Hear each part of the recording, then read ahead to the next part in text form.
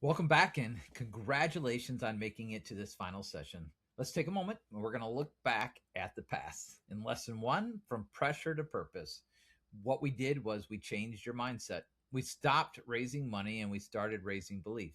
In lesson two, it's building a cause that people want to fund. We learned that people fund transformation. In lesson three, the relationship fundraising blueprint, we built a relationship strategy. We discovered that generosity grows through trust. And today, we're building your 12-month generosity system. We're going to put everything together, hopefully. And because great fundraising isn't built on one great campaign, it's built on some consistent rhythms. Here's the big idea: healthy systems build healthy cultures. One of the greatest leadership lessons I've learned is this: you don't rise to the level of your intentions, you fall to the level of your systems. Most ministries have goals, and very few have systems. Goals tell you where you are going, and systems determine whether you're going to get there. Here's the problem: most ministries operate like this. Everyone panics, a campaign begins, money comes in, and then everyone just relaxes. Then 6 months later, the cycle starts all over again. Understand something: that's not stewardship. That is not relational, that's survival. God hasn't called us to survive, He's called us to lead.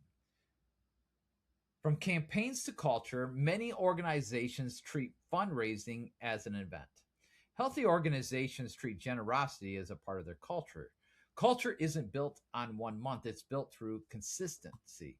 People shouldn't only hear from you when you need something, they should hear from you all year long. That's how trust grows. The generosity rhythm are this: healthy fundraising follows a predictable rhythm. Not because donors expect it, but because relationships need it. Every month, your ministry should be doing five specific things. They should be telling a story. They should be sharing updates. They should be thanking their supporters. They should meet with people, and they should report impact. You notice only one of those has anything to do with asking. Most of fundraising actually isn't about asking at all. Most of fundraising is serving. In our worksheet, our number four worksheet is this: we're going to build your annual rhythms. And here's your annual goals. Start with revenue goals. Don't just pick a number. Ask yourself, what does this number represent? How many students? How many missionaries? How many families? How many lives are being changed? Always connect a dollar to a ministry. Money is never the goal, impact is. See, your top priorities are what is important. Now, identify your four biggest priorities for this year. Ask yourself, what are the most important ministry opportunities God has placed in front of you? Don't list 20 things. Focus creates momentum. Write down your top four. For us this year, we're actually creating three specific pillars: present, future, and growth needs. Present, future, and growth needs. Three specific pillars. Why? We want to keep it simple. Simple to understand, simple to keep focus, but it creates a true and understandable rhythm. Now, every month, ask ourselves, have we shared an impact story? Have we updated our donors? Have we thanked people personally? Have we met with supporters? Have we reported some results? If you consistently do five things, you'll always be building belief. Think in quarters. Don't wait until December to think about fundraising. Think one quarter at a time. Quarter one, what stories will you tell? What do you need to meet? What ministry moments are coming? Quarter two, what's happening? What victories can you celebrate? Quarter three, who needs encouragement? What relationships need attention? Quarter four, how will you finish strong? How will you thank everyone who made the year possible? Planning creates confidence. Your next 90 days.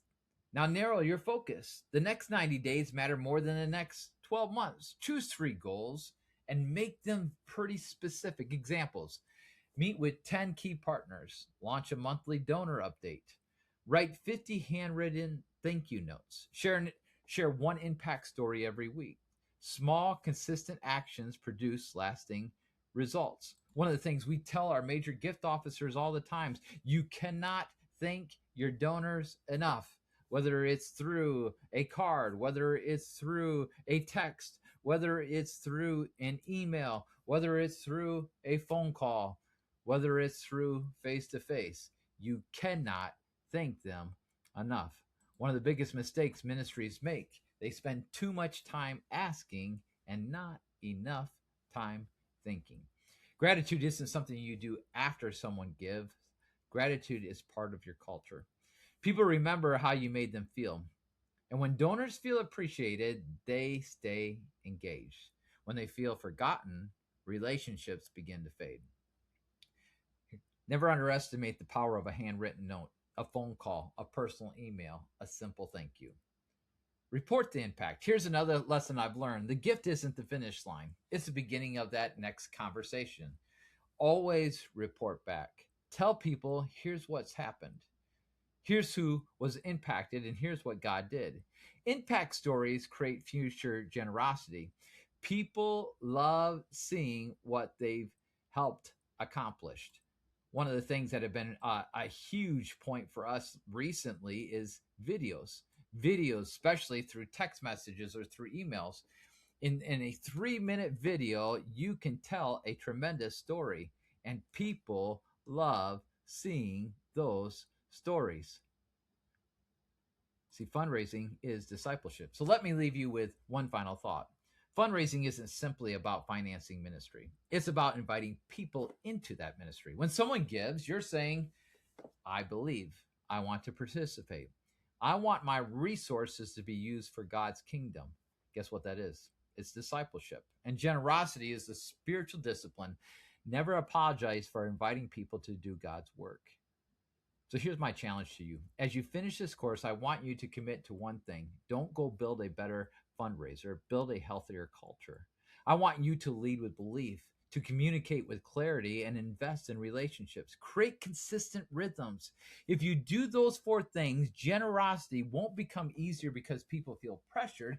It will become natural because people believe. I want to thank you for allowing me to walk you through this course. My prayer is that you'll never look at fundraising the same way again. And remember, people don't give because ministries need money. People give because they believe. Raise belief, build trust, strengthen relationships, create healthy rhythms, and watch what God does. So here's my final next step. Now it's time to put everything into practice. Complete all 4 worksheets, build your top 25 relationship lists, create your annual generosity rhythm, schedule your first 3 donor meetings, share your cost statements, and most importantly, take the first step, because healthy fundraising isn't built in a day. It's built one conversation, one relationship, one story, and one act of generosity at a time. So thank you for joining me. I'll be praying for you as you lead people from belief to generosity, and from generosity to life change culture, not a crisis.